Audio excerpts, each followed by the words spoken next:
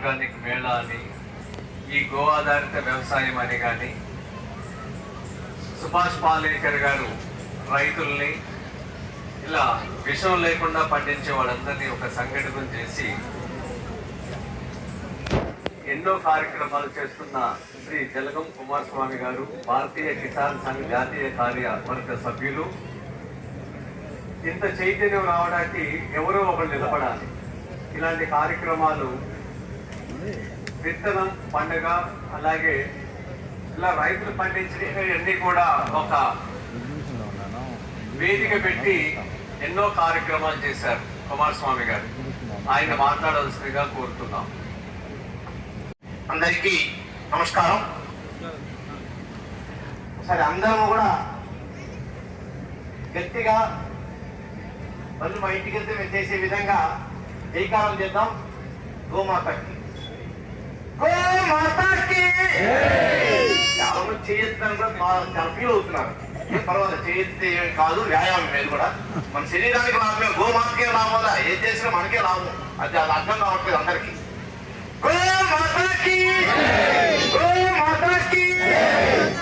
అదే విధంగా ఆ యొక్క భూమిలో పంటలు పండించాలంటే ప్రధానమైనటువంటి ఇంకొక ఆయుధం ఉంది, నాగలి. ఆ నాగల్ని పట్టినటువంటి ఒక వ్యక్తి శ్రీకృష్ణుడి యొక్క అన్న బలరాముడు. బలరాముడికి గదాయుధంలో చాలా పెద్ద నైపుణ్యం కలిగిన వ్యక్తి. ఆయన గదని ఆయుధంలో స్వీకరించాలా. గదాయుధంలో అటు దుర్యోధనుడికి, ఇటు భీముడికి, అందరికీ. ఒకసారి బలరాముజీ కూడా నమస్కారం చేద్దాం.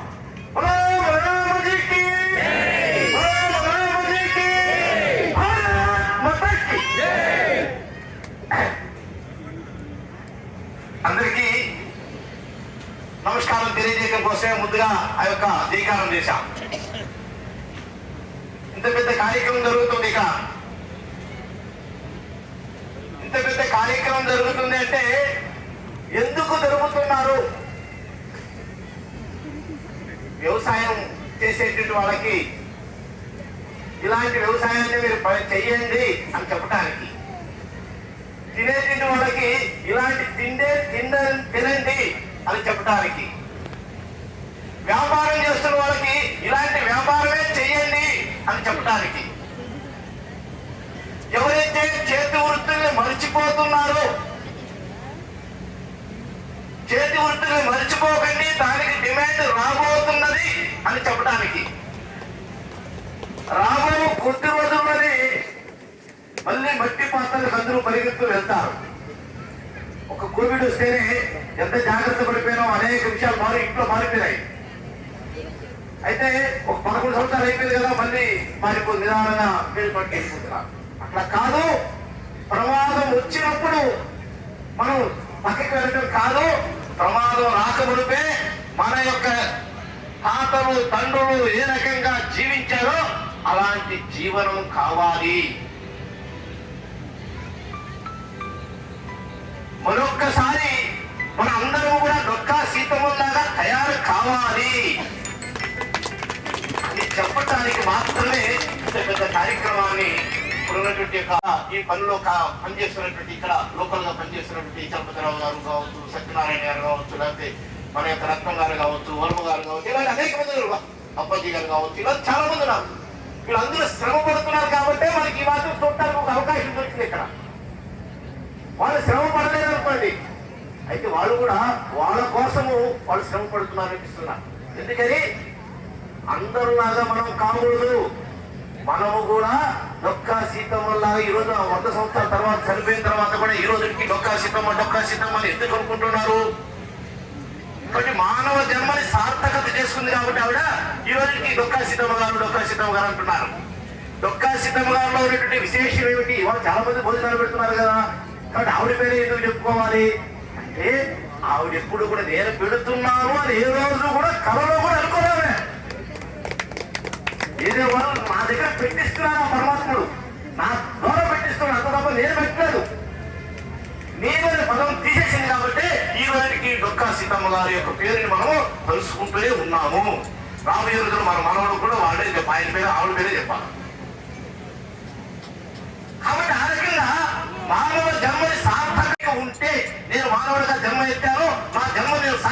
చేసుకోవాలంటే సార్థకత చేసుకోవడం ఏంటంటే నేను ఉండినా లేకపోయినా మన ఆయన విజయరావు గారు ఇది ప్రారంభం చేశాడు, లేదా ఇంకో ఆయన ఇది ప్రారంభం చేశాడు అని తాతలతో మన యొక్క మనవడు కూడా చెప్పుకోవాలి. అట్లా చెప్పుకున్నప్పుడు మాత్రమే అది జన్మ సార్థకత అవుతుంది. మనం చూస్తుంటాం సమాజ కార్యం ఎవరైతే చేస్తారో దేశాన్ని పాలించేవాళ్ళు కాదు, సమాజ కార్యం ఎవరైతే చేస్తారో వాళ్ళు మాత్రమే మానవ జన్మని సార్థకత చేసుకుంటారు. ఈ సమాజం యొక్క మానవాలు ఈ సమాజం యొక్క కష్ట సుఖాలు ఎవరైతే అనుకుంటారో వాళ్ళు మాత్రమే మానవ జన్మను సార్థకత చేసుకుంటారు. నాకు చిన్న పొట్ట శ్రీరామ రక్ష, నా చిన్న కుటుంబం మా కుటుంబం మాత్రమే బాగుండాలి, మిగతా కుటుంబం అవసరం లేదు, నా కుటుంబం బాగుండాలి, కారులో తిరగాలి, ఏసీలో ఉండాలి, ఇంకోటి అనుకున్నారంటే వాళ్ళు మానవ జన్మను సార్థకత చేసుకున్న వాళ్ళు కాదని చెప్తున్నాయి. వాళ్ళ సుఖంగా జీవనం ఉండొచ్చు, బతుకున్న వాళ్ళు బాగా జీవంగా ఏసీలో బతుకొచ్చేమో. కానీ మనం చూస్తుంటాం ఈ దేశానికి ప్రధాన అందరికీ కట్టాయి. ఏదైతే పిచ్చికి ఉన్నాయో, ఏదైతే పక్షులు ఉన్నాయో ఆ పక్షులు తినటానికి కట్టినటువంటి అందానికి కాదు. అందరూ ఏమంటారు, చిన్నపిల్లలైతే అందానికి సార్ అంటారు, అందానికి కాదు, డెకరేషన్ కాదు, పిచ్చికలు తినడానికి మీ ఇళ్లలో కూడా ఈ విధంగా కట్టండి అని చెప్పడం కోసం పెట్టారు. కాబట్టి పెట్టిన ప్రదర్శన చేసే ప్రతి వస్తువు ప్రతిదీ కూడా మనం నేర్చుకొని వెళ్తే దానికి సార్థకత ఉంటుంది. బట్ అందరూ నేర్చుకొని వెళ్ళాలని చెప్పేసి వాళ్ళందరినీ కోరుకుంటూ ఈ అవకాశాన్ని ఇచ్చినట్టు నేను కూడా ఎక్కడో ఉండాలనుకున్నా. చూడండి ఎట్లుంటుందో. లేదు నేను రాలేదని కూడా చాలా మంది చెప్పాను. కానీ అనుకోకుండా అన్ని మార్పులు వచ్చి ఇక్కడికి వచ్చేటువంటి ఒక అవకాశాన్ని కల్పించి ఆ రకంగా మీ అందరూ కూడా ఇక్కడికి వచ్చి నేను కూడా ఇలా వచ్చా ఒక చిన్న విషయాన్ని నేర్చుకొని వెళ్తా, వాళ్ళు దాన్ని ఆచరిస్తా. అట్లా మన అందరినీ దూరం కష్టపడి అక్కడికి వచ్చినందుకు తప్పనిసరిగా ఏదో ఒక విషయాన్ని నేర్చుకొని మన ఇంట్లో ప్రవేశపెట్టడం, ఆ ప్రవేశపెడితే ఈ కార్యక్రమానికి సార్థకత లభిస్తుంది. కాబట్టి ఆ రకమైన పనిలో మీరు అందరూ ఉంటారని చెప్పి ఆశిస్తూ ఈ అవకాశం నాకు ఇచ్చినందుకు మరొకసారి ధన్యవాదాలు తెలియజేసుకుంటూ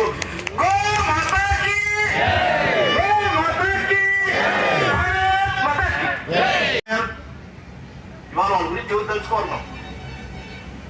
ఎవరైతే సమాజానికి సేవ చేసిన సీతారామరాజు తలుచుకుంటున్నాము, ఈ సమాజంలో రాజీవ్ దీక్షిత్ లాంటి వారు వ్యక్తులు ఎవరైతే ఉన్నారు, రాజీవ్ దీక్షిత్ గారు ఆయన తలుచుకుంటున్నాం. ఈరోజు ఈ వేదిక మీద రాజీవ్ దీక్షిత్ గారు ఆయన ఎవరు తెలియదు మనకి. ఆయన మా బంధువు కాదు, మన కొనుగోడు కాదు, మన రాష్ట్రము కాదు. కానీ ఆయన పేరు ఎందుకు తలుచుకుంటున్నాం అంటే దానికి కారణము వారు జన్మని వారు సార్థకత చేసుకున్నారు. ఈ సమాజానికి ఉపయోగపడాలి, ఈ సమాజం కోసం పనిచేయాలి, ఈ సమాజం అందరూ బాగుండాలి అనేటువంటి కోరికతో పనిచేశారు. అందుకని మీ అందరికీ కూడా ఇలాంటి విషయాలన్నీ చూపించడానికే ఎన్ని ఏర్పాట్లు చేశారు. ఇక్కడ భోజనం కూడా ఎలా చేయాలి అని చెప్పడానికి, భోజనం తయారు చేయడం ఎలా, ఎలాంటి భోజనం స్వీకరించాలి చెప్పడానికే భోజనాల పండగ అన్నారు. ప్రతిదానికి పండగ చెప్తుంటాం, మనం పండగ చేస్తుంటాం. అట్లా భోజనాలకు కూడా పండగ పెట్టారు మన విజయరామ్ గారు. ఏది తింటే ఆరోగ్యకరమైనటువంటి జీవనం ఉంటుంది అని చెప్పడానికి, ఏది తింటే మంచిది, ఏ రకంగా తినాలి అని చెప్పడంలో రాంబాబు గారు ఉన్నారు. ఇక్కడ ప్రకృతి వ్యవసాయం ఎందుకు మొదలు పెట్టాలని ఒక చిన్న ఆలోచన నాలో ఎలా కలిగిందంటే, మనం తింటున్న కల్తీ ఫుడ్డే. సో మా అమ్మగారికి చిన్న అనారోగ్యం వచ్చేది. ఎప్పుడైతే గురువు గారి వీడియోలు చూసి ఇంట్లో వాడే కుండల దగ్గర నుంచి, ఓన్లీ పండించే పంట కాదు, వండుకునే పాత్రల దగ్గర నుంచి మార్పు రావాలని ప్రతి ఒక్కటి మా ఇంట్లో శ్రీ రాజీవ్ దీక్షిత్ గారి వీడియోస్ కూడా ఫాలో అవుతుంటాను. సో అక్కడ ఇక్కడ విన్నప్పుడు నాకు రాజీవ్ దీక్షిత్ గారు ఏదైతే చెప్పారో వీడియోస్ లో, మీరు ఒకసారి చూడండి రాజీవ్ దీక్షిత్ గారి గురించి. ఒక మహామేధావి, ఆయనని ఫాలో అయ్యారు విజయరామ్ గారు. అక్కడ నాకు కొంచెం ఎక్కువ ఇన్స్పిరేషన్ వచ్చింది. సో అక్కడ నుంచి గోవధ గురించి తెలుసుకున్నాను. ఒక్క బక్రీద్ వస్తే చాలు కొన్ని లక్షల గోవులు ఒక్క బక్రీద్ రోజే కట్ అవుతున్నాయని తెలుసుకొని ప్రకృతి వ్యవసాయం మొదలు పెడితే ఆవుతో మొదలు పెట్టొచ్చు. ఎద్దులు కూడా నేను ఫుల్ టైం ఎంప్లాయీ, ఇప్పుడు కూడా నేను ఫుల్ టైం ఎంప్లాయీగా పనిచేస్తున్నాను. ఫుల్ టైం ఎంప్లాయీగా చేస్తూ కూడా ఇదంతా బ్యాలెన్స్ చేయగలుగుతున్నా అంటే ఒక్క గోమాత ఆశీర్వాదం అని నేను ఖచ్చితంగా చెప్తాను. ఆర్థికంగా కావచ్చు, నా లోపల ఉన్న శరీర సంకల్పము బలము అన్ని కలిగి వస్తున్నాయంటే ఒక్క గోవే. గోవుతో ఒక 10 నిమిషాలు కష్టపడి పొలంలో కష్టం ఉంటుంది, మళ్ళీ నా ఉద్యోగంలో కూడా కొంచెం కష్టమే ఉంటుంది. రెండు బ్యాలెన్స్ చేసుకుంటూ గోవుతో ఒక్క 10 నిమిషాలు అలా వెళ్ళి దాన్ని గంగోడుగా రుద్దామంటే తల తెచ్చి మన పైన పెట్టేస్తుంది. చాలా ఇంకా ఒక 5 నిమిషాలు అలా చేసి ఇంటికి వెళ్ళామంటే సుఖం. మనం చేసిన కష్టం అంతా మర్చిపోతాం అక్కడే. దానికి నిదర్శనం నేనే. చాలా మంది ఇప్పటికీ కొన్ని 100 మంది 1000 మంది అడుగుతారు, జాబ్ ఎలా చేస్తున్నావు, వ్యవసాయం ఎలా చేస్తున్నావు. నేను వీడియోస్ కూడా తీసి పెడుతుంటాను ఆన్లైన్లో. నేను వ్యవసాయం ఎలా చేస్తున్నాను, మన పొలంలో ఏమేమి ఉన్నాయని. ఇంత కష్టం ఎలా పడుతున్నావు అంటే అన్నిటికీ ఒకటే సమాధానం, గోవు. ఒక్క గోవును మీ ఇంటికి తెచ్చుకొని చూడండి, 3 నుంచి 6 నెలల తర్వాత మీరే చెప్తారు గోమయే వసతి గో ధన్వంతరే లక్ష్మి అని. ఎక్కడో స్టేజ్లో కాదు, మీ ఇంట్లో కూడా ధ్వని వినిపిస్తుంది. దానితో పాటు మన పొలంలో గోవు నుంచి పాలు మాత్రమే కాదు, పాలు పెట్టుకుంటే ఆవును ఎక్కువ రోజు చూసుకోలేము, అది అసంభవం. ప్రకృతి వ్యవసాయం చేస్తే గోవు మూత్రము, గోవు యొక్క పేడ, పాలని, పెరుగుని, మజ్జిగని, నెయ్యి ప్రతి దాన్ని వ్యవసాయంలో వాడుకుంటూ, దానితో పాటు గోవు ఉత్పత్తులు పిల్లలు కావచ్చు, ధూప్ స్టిక్స్ కావచ్చు, అగరబత్తీలు కావచ్చు, చాలా సునాయాసంగా చేసుకోవచ్చు. ఇంట్లోనే టూత్ పౌడర్ కూడా చేసుకోవచ్చు. ఇదేం పెద్ద విద్య కాదు. ఇందులో ఒక్కసారి అడుగు పెట్టారంటే ఆటోమేటిక్ గా మట్టి గోవు మిమ్మల్ని లాగేసుకుంటది అని నేర్పించేస్తుంది కూడా. చాలా సులభం. ఇప్పుడు నేను స్టార్ట్ చేసినప్పుడు ఇంత పెద్దగా ఈవెంట్లు కానీ ఇంత పెద్ద ప్రోగ్రామ్స్ కానీ ఎక్కడ జరగలేదు. ఇప్పుడు ఇంత గొప్ప స్థాయిలో ప్రచారం జరుగుతుంది. మీ అందరికీ చాలా మంచి అవకాశం ఇది. ఇక్కడ ఉన్న వాళ్ళందరూ సుసంపన్నులుగా మారి ఒక గొప్ప రైతు అయ్యే అవకాశంగా ఈ వేదికను మీరు ఖచ్చితంగా ఉపయోగించుకోండి. దానితో పాటు సభల నుంచి మనం ఏం నేర్చుకోవాలి, అది ముఖ్యం. ఇది ఇంతమంది ఉన్నారు ఇక్కడ. ఒక్క పెళ్లికి వెళ్తే ఎంత ప్లాస్టిక్ అయితే ఏదైనా పెళ్లి జరుగుతుందా ఇప్పుడు? ప్లాస్టిక్ గ్లాసులు, ప్లాస్టిక్ ప్లేట్లు నేల తల్లికి ఎంతైతే విధ్వంసం చేస్తాయో దానికంటే 2 ఇంతలు మన ఆరోగ్యం పైన కూడా ప్రభావం పడుతుంది. క్యాన్సర్ ప్లేట్, మనం తినే ప్లాస్టిక్ ప్లేట్ అని తింటున్నాం కదా, క్యాన్సర్ ప్లేట్. అది ఎన్నో కోట్ల మైక్రో పార్టికల్స్ డైరెక్ట్ మన బాడీలోకి వెళ్తాయి ఒక్క ప్లాస్టిక్ ప్లేట్ లో తింటే. కాబట్టి ఈ పండుగ నుంచి మనం నేర్చుకోవాల్సింది జీరో వేస్ట్. ఎక్కడ కూడా చిన్న ప్లాస్టిక్ ముక్క లేకుండా ఇంత పెద్ద ఈవెంట్ జరిగింది. నిన్న 4000 మందికి భోజనాలు పెట్టారంట. 4000 మందికి ఒక్క ప్లాస్టిక్ ప్లేటు లేదు, ఒక్క ప్లాస్టిక్ గ్లాసు లేదు. ఇది నేర్చుకుందాం మనందరం. మన పెళ్లిళ్ళలో, శుభకార్యాలలో ఇలాంటి రైతుల్ని అంటే పండించే వాళ్ళు చాలా మంది ముందుకు వస్తున్నారు. వాళ్ళందరినీ ఎంకరేజ్ పెళ్లిలో కొన్ని బియ్యము, కొన్ని పప్పులు, నూనెలు, అనేక రకాల ఉత్పత్తులు రైతుల దగ్గర నుంచి కొని మీ పెళ్లిలో కానీ, బర్త్డే ఫంక్షన్స్ లో కానీ, ఏదైనా గ్యాదరింగ్స్ లో కానీ పెడితే వాళ్ళ ఆరోగ్యం మెరుగుపడుతుంది, మంచి ఆహారాన్ని అందించిన వాళ్ళు అవుతారు. ఇంత మంచి ఆహారం, ఈ ఔషధాన్ని 10 మందికి పంచినప్పుడు ఆ 10 మంది కూడా మనలాగే మంచి వాళ్ళలాగా మారిపోతారు ఖచ్చితంగా. సో సమయం కొంచెం తక్కువ ఉందని కోరుకుంటూ మళ్ళీ ప్రసంగాన్ని కూడా ఇస్తాను. తేవాలి అని ఇవి 18 సంవత్సరాల నుంచి పండిస్తున్నాము. సామాన్య ప్రజలకి తినిపించడం ఈ వేదిక యొక్క ముఖ్య ఉద్దేశం. అటు రైతులు పండించిన పంటని వినియోగదారులు చేరాలంటే తినిపిస్తే అర్థం చేసుకుంటారని 5 days ఈ కార్యక్రమం చేస్తున్నాం. ఇది దేశంలో ఒక ప్రత్యేకమైన కార్యక్రమం. దేశంలో ఇది 100% ఆల్కలైన్ ఫుడ్ అండి. దీంట్లో ఎక్కడ కూడా అల్యూమినియం మెటీరియల్ వాడట్లేదు. అలాగే వాటర్ కూడా 100% ఆల్కలైన్ వాటర్. ఈ కార్యక్రమం చేస్తున్న తర్వాత ఇక్కడున్న రైతుల్ని మీ పెద్దలు మాట్లాడిన తర్వాత మళ్ళీ సభకి స్థానికంగా ఉన్న రైతుల్ని, స్థానికంగా ఉన్న వినియోగదారులకి అనుసంధానం చేయడం దీని యొక్క ఉద్దేశం. ఈ కారణంగా 2 సంవత్సరాల క్రితం చేశాము ఇక్కడ. అప్పుడు 5 రోజుల్లో 10,000 మంది ఇక్కడికి రావడం జరిగింది. ఈసారి 25,000 మంది అంచనా 5 రోజుల్లో. భోజనం వెనక ఉద్దేశం అదే, తినిపించినాక వ్యవసాయంలోకి దింపాలి అనేది ఒక పురం గోశాలంటే మా వ్యాపారం పక్కన ఉన్న విలేజెస్లో మా దగ్గర 8 బ్రీడ్స్ ఉన్నాయి. ఇందులో ఇక్కడికి వచ్చిన 5 బ్రీడ్స్ అన్ని మిల్కింగ్ అవుతాయి. మనకి రోజుకి 10 నుంచి 15 లీటర్లు ఇచ్చే ఆవులు.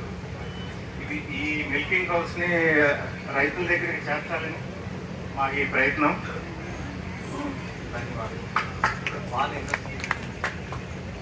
రోజు మేము 250 లీటర్లు రోజు ఈ సబలా కార్యక్రమానికి ఇస్తున్నాం.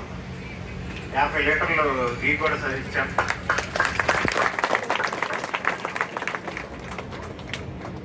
వెళ్తా వెళ్తా ఆవులు కూడా చూస్తే బాగుంటుందండి. చాలా అద్భుతమైన ఆవులండి ఇవి, భారతదేశం యొక్క సంపద.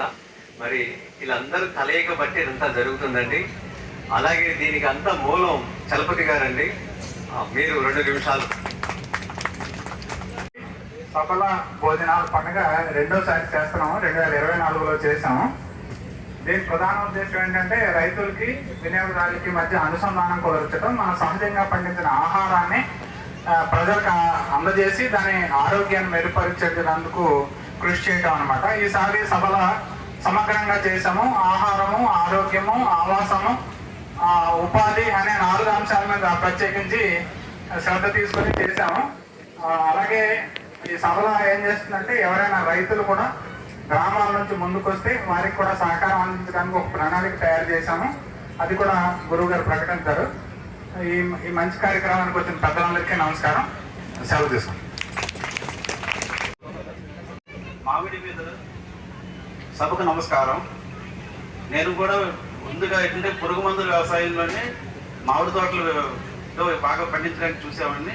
దానిలో విపరీతమైన మందులు, ఎరువులు వాడి దానివల్ల అధిక దిగుబడి తీసుకొచ్చి మార్కెట్లో డబ్బులు ఎక్కువ రావాలి అనే ఉద్దేశంతో దగ్గర నేను ఒక 1000 ఎకరాల వరకు తోటలు లీజు తీసుకొని మామిడి పంటని ఎక్స్పోర్ట్ వరకు వెళ్ళారు. కానీ దాని వలన ఒక 8 సంవత్సరాల ముందు ఈ విపరీతంగా మా ఇంట్లో వాడిన వల్ల మా అమ్మగారు, మా తమ్ముడు ఈ క్యాన్సర్కి అటాక్ అయ్యి ఇద్దరు కూడా సడన్గా చనిపోవడం. అప్పటి నుంచి నేను పూర్తిగా ఆపేసి పూర్తిగా రసాయన రహిత సేంద్రియ పద్ధతిలో న్యాచురల్గా ఉండే దేశీ మామిడి మీద ఎక్కువగా దృష్టి పెట్టి అదే మామిడి పళ్ళ వల్ల నేను ఇంచుమించు ఒక 110 రకాల వరకు సేకరించగలిగాను. మీకు ఎవరికైనా సరే దానికి సంబంధించిన మామిడిలోని ఏ రకమైన ఎరువులు, మందులు ఏవి వాడకుండా చక్కగా పంట కావాలి అనుకుంటే దానికి సంబంధించిన సూచనలు, సలహాలు, దానికి కావాల్సిన ప్రతి ఒక్క సహాయం నేను చేస్తాను. రైతుల్ని, వినియోగదారుల్ని, అదే విధంగా మరి ముఖ్యంగా ఈ మంచి కార్యక్రమానికి కృషి చేస్తున్నటువంటి గొప్ప వ్యక్తుల్ని మా అందరికీ ఈ విధంగా పరిచయం చేసినందుకు మీ అందరికీ శిరస్సు వచ్చి నమస్కారాలు తెలియజేస్తున్నాను. ముఖ్యంగా చాలా సంతోషం. నేను కూడా రైతు కుటుంబాల నుంచి వచ్చాను, వ్యవసాయ శాఖలో పనిచేస్తున్నాను. మన గౌరవ చిరంజీవి చౌదరి గారి ఆధ్వర్యంలో వారి కంట్రోల్లో కూడా కొన్నాళ్ళు పనిచేసిన అదృష్టం కూడా నాకు కలిగింది. అయితే ఇప్పుడు నేను ఇక్కడికి ఎంటర్ అయినట్టే నాకు మా ఊర్లో నేను సుమారుగా 5-6 తరగతుల్లో చదువుతున్నప్పుడు మా ఊరు ఎలా ఉందో అదే అనుభూతి నాకు ఇక్కడ రాగానే కలిగింది. ఎంత పొడిగించిపోయానంటే ఆ గోవుల్ని చూడటం కానీ, ఇక్కడ అల్లిక, అక్కడ మగ్గం, ఓ పక్కన గానుగా, ఇవన్నీ చూస్తూ ఉంటే ఇవన్నీ ఇప్పుడు తరానికి తెలియక ఇక్కడ మాట్లాడుతున్నట్లుగా రసాయన వ్యవసాయం వైపు మనం అంటే అప్పుడు నడిపించింది మేమే కాదనలేదు. ఎప్పుడు గ్రీన్ రెవల్యూషన్, హరిత విప్లవం రాకముందు జనాభాకి తగ్గ ధాన్యాలు అంటే ఆహార ధాన్యాలు లేక ఆ రోజున మరి రసాయన ఎరువులని వాడటం కానీ. 37 సంవత్సరంలో మొదటిసారి ఈ రోజు ఇలాంటి ఎగ్జిబిషన్ కానీ అనుకోండి, లేకపోతే ఇలాంటి కార్యక్రమం చూడటం జరిగింది. దీంట్లో పని చేసే వాళ్ళు కూడా 100% నేను అనుకుంటాను అంతా వాలంటీర్స్. అంటే వాళ్ళకి పర్సనల్ వెస్టెడ్ ఇంట్రెస్ట్ అంటే స్వార్థం లేకుండా, అంటే దీని వలన నాకు ఏం వస్తుంది అది ఎవరు ఆలోచన చేయట్లేదు. ఇప్పుడు మన కుమారస్వామి గారు చెప్పారు కదా, అంటే మేము చేసే పని నుంచి దీంట్లో మనకి ఏం ఫలితాలు వస్తుంది అది ఆలోచన చేసుకుంటే ఆ పని మనం చేయలేము. ఆ పని చేసినా కూడా దానికి ఫలితాలు ఉండదు. సో మనం నిస్వార్థంగా అనుకుంటే ఇది మనం మన కోసం చేస్తున్నాము, మన భవిష్యత్తు గురించి చేస్తున్నాము, మన సమాజం గురించి చేసుకుంటున్నాము. మన సమాజం బాగుండాలి. ఈరోజు మన భారతదేశంలో చూడండి, ఒబెసిటీ మనం నంబర్ 1, డయాబెటీస్ మనం నంబర్ 1, క్యాన్సర్ విపరీతంగా మీరు హాస్పిటల్లో వెళ్ళి చూడండి, ఎంతో మంది క్యాన్సర్ తో సఫర్ అవుతా ఉన్నారు. ఇవి అన్ని ఏ స్థాయికి మనం ఎట్లా వచ్చాము? ఇంతకుముందు మన అసిస్టెంట్ డైరెక్టర్ అగ్రికల్చర్ గారు చెప్పారు, అంటే అప్పుడు గ్రీన్ రెవల్యూషన్ మనకు అవసరం.